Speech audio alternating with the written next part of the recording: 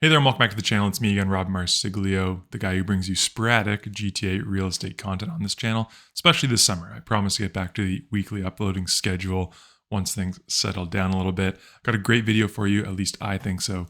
This week, we're going to dive into a couple milestones that we hit in the past week in Greater Toronto Area real estate around months of inventory and housing supply. We're going to look at how market activity changed after this most recent rate cut relative to the rate cut that we saw in June. And we're going to look at listing activity, sales activity, and showing activity. Then we're going to wrap things up with where is the market the slowest right now? Where is inventory building up the most by listing price points? All that in this video. Hope it's not too long, but let's dive right into those milestones we hit recently. Actually, before we do, I do something like this every single week, or at least I try my best to. If you enjoy deep dives into real estate stats, especially in the Greater Toronto Area, consider subscribing to the channel, liking this video. It helped me reach more people just like you. On to the milestones, and the first milestone that we did hit was months of inventory. We hit 5.22 this past week. That means that if sales activity stays the same based on the amount of housing inventory we have right now, it would take just over 5 months to effectively sell out of all available housing. Now, after coming down for a couple of weeks leading into July, the entire month of July, we have seen months of inventory take big leaps and bounds week over week to where we sit now at 5.22. We've officially surpassed the peak that we saw back in 2023 in October and November, where we got up into the 4.7s. Now, a little bit more context for this level being at 5.22. According to Treb Market Watch data, which looks at slightly different housing mix than what I do when I lump in the entire GTA together. But according to Treb Market Watch data, the last time that we saw months of inventory north of 5 at the end of a month was back in February of 2009. So we're talking over 15 years since the last time we have seen months of inventory levels at these heights. Now, the second milestone we hit is that we eclipsed 25,000 active listings right across the Greater Toronto Area this past week. I'd made that silly, bold prediction back in June that we would hit 25,000 in June, but you can see things did fall off back close to that 24,000 level before not really ramping back up, but slowly creeping back up to just over 25,055 active listings. Now, I can tell you that I took a reading on July 31st, midday. It was about 24,680 active listings. 500 of those are set to expire at the end of day on the 31st.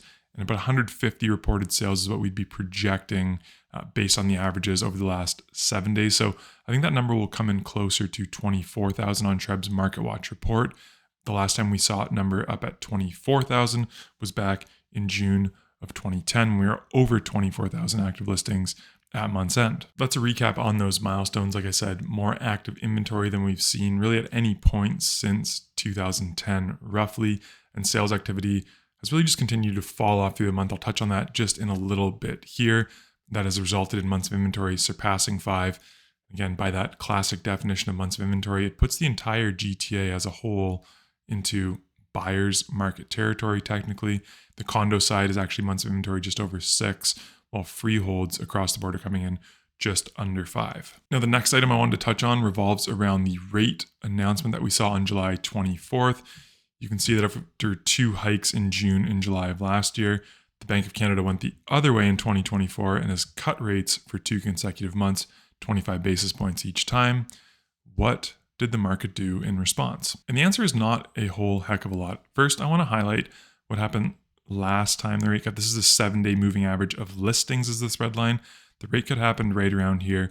And you can see that new listings really took off, at least the pace of new listings for about a week took off. We were seeing 450 new listings per day. You know, that number spiked at just over 1,000 on the peak day just after that rate cut happened. Since then, we've gone through a long weekend where new listings really did fall off.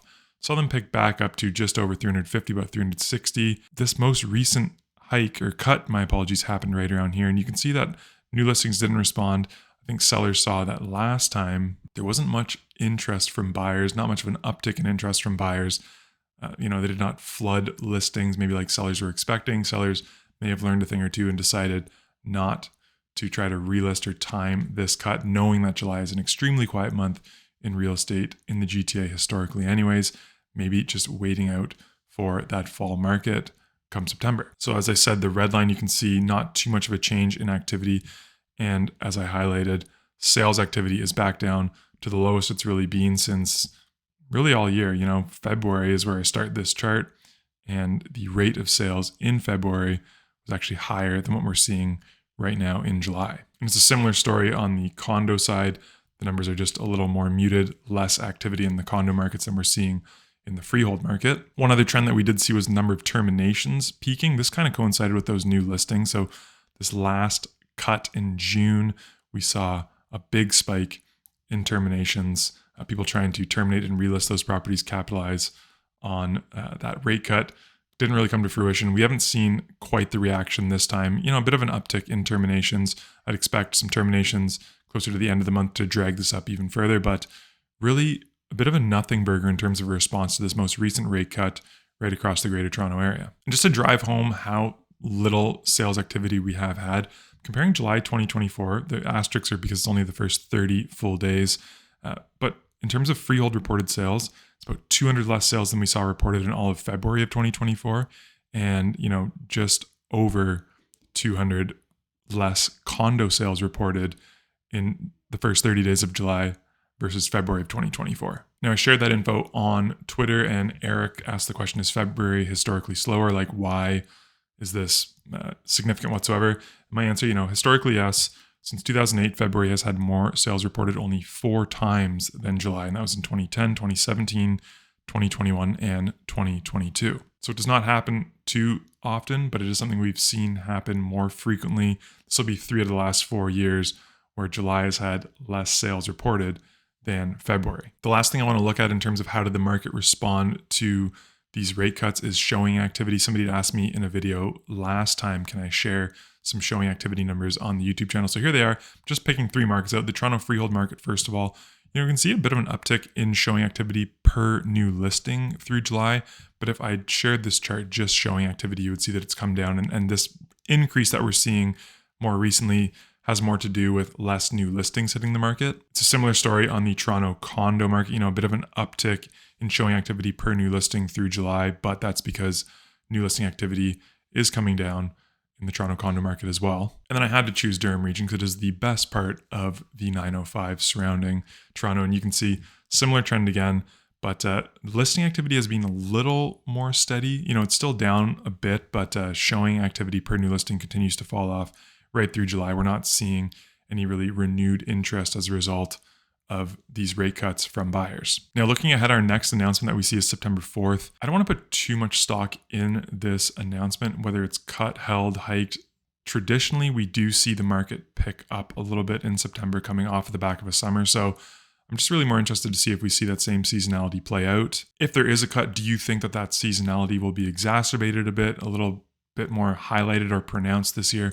Let me know in the comments below what you see happening in the GTA real estate market come September. To wrap this week's video up, let's jump into what is happening by price point across the Greater Toronto Area in terms of sales activity, listing, inventory, and months of inventory. Starting with condos here, you can see we've seen some pronounced active listing increases in the condo market sub that 800,000 number. We've seen increases in the 8 to 909 to a million range as well.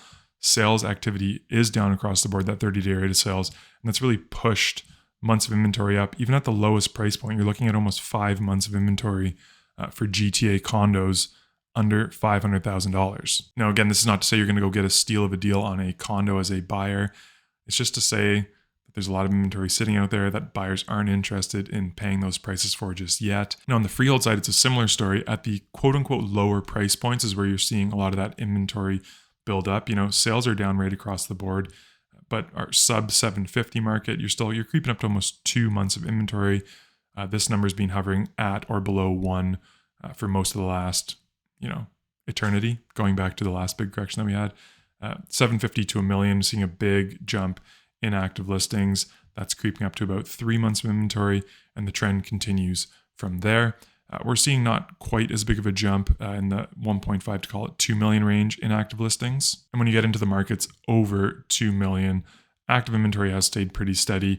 The jumps that you're seeing in months of inventory, this orange line compared to the dotted orange line, have more to do with reduction in sales activity as opposed to new listings building up or active inventory building up. What this kind of signals to me is that maybe a lot of the stress is in that kind of lower end of the market, maybe having to do with people who are speculating on the market, people who kind of stretch to get into homes in that sub 1.5 million range that are now kind of realizing with rates going up, affordability is just not quite there, or not quite what it was when they purchased homes. So trying to offload. Let me know what you think.